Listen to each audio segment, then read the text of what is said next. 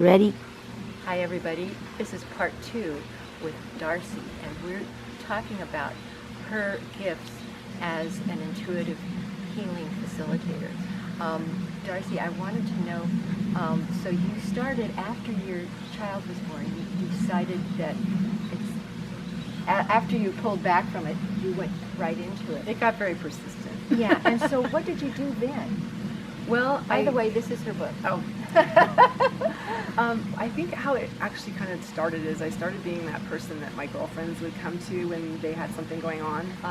Because I dabbled in herbs and different remedies and things, and they'd come over and we'd kind of do these little powwows because they knew that I would sometimes have visions, or I'd see things, or I'd get information. So we kind of did that for a bit. But I lived in a high desert town, very it was military. So it wasn't really a good place to do massage or be that kind of person, because I was woo-woo big time. So I had to kind of keep it on the down low. But it's funny, I bartended for a while, and when I did that, it was in a very nice lounge in a hotel in this desert town that I lived in. And people would come in, and what was nice is that they were staying in the hotel, so I didn't feel guilty serving them a drink or two.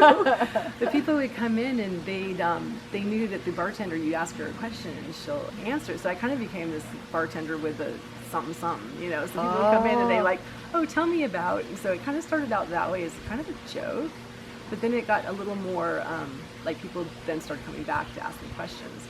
And then I ended up going, 9/11 hit, and that's when I was like, I can't live here. They were going up and down the streets with tanks and machine guns, and I'm like, I need to get to the coast. I need to get closer to wherever my people are. And so I moved, and then that's when I got into massage. I actually started getting the massage when I was still living in the desert, and got my certificate and started practicing, but again, kind of on the down low, because it was actually almost considered kind of strange still back then. Voodoo stuff? Yeah, well, in the massage, people thought that was, kinky or something, and they didn't really get how therapeutic it really was. So when I moved to the coast is when I opened my intuitive massage business, and then that's when I kind of, would start running energy, and I got doing some of that kind of work. But it was kind of still on the down low. I really didn't come out about the spiritual work and what I did and talk about guides and all that until like 2007. When I had opened the healing center, I moved here, and then I put the sign up. I was like scary and exciting at the same time. I was like, oh my God, they're going to find me and kill me. There's like that weird old pattern that I had to clear. There's a psychic in that building now. Well, it's the building over. It's actually the mushrooms. They have mushrooms in there. Oh, the mushrooms are in there. Yeah, the mushrooms are in there. That's an interesting It doesn't look anything crossover. like how it looked when I had it, but yeah, and there is a psychic down a couple steps who I know. Yeah. But yes, that's. Yeah, I really didn't come out until then, and it was like putting the words on the sign that was kind of scary for me, but exciting. But you got very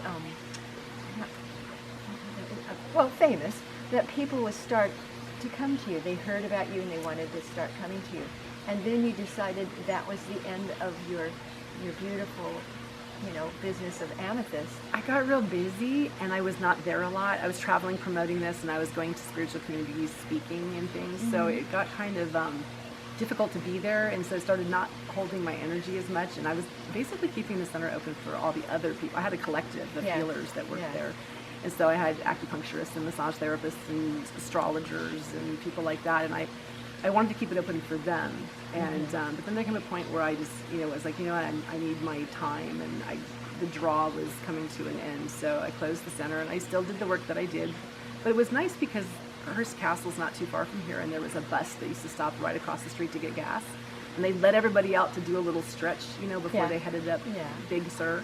And so they come over and grab cards, and a lot of them were from different countries. So I have a lot of clients from around the world that grabbed a card or a brochure, stuck it in their bag, and then called me when they got home a month later or whatever. So I had a nice little group of people that I was, working with, clients. And so then it was also word of mouth was big. So when I would work with a person, I'd end up working with their spouse or their sister or their family. That's what happens. And then they refer me to their friends, and then so it kind of, just goes from there. And so that's basically what I do now, is working mostly by referral. Well, you used to do them at your other house, so you come here. By the way, we're in a beautiful garden that Darcy and her beautiful, wonderful husband have created in the backyard of this amazing home.